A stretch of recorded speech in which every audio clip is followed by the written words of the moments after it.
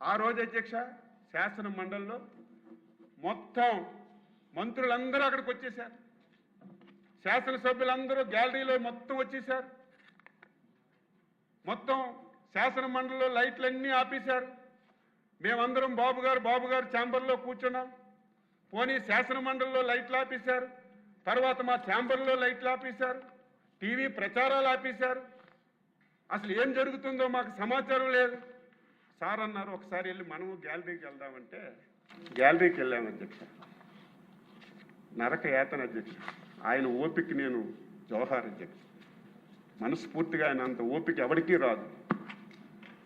ఆయన వేళ ఈ చెవిట్లో ఆ చెవిట్లో అనరాని మాటలు, ఆ మాటలు వింటే నాలాంటి అయితే గన్నుంటే కాల్చేయాలి, ఎందుకు ఈ బతుకు, ఇంత దారుణమా, ఈ తిట్లు కాయడానికే మనం రాజకీయాల్లో ఉన్నాం. అంత దారుణంగా మాట్లాడారు.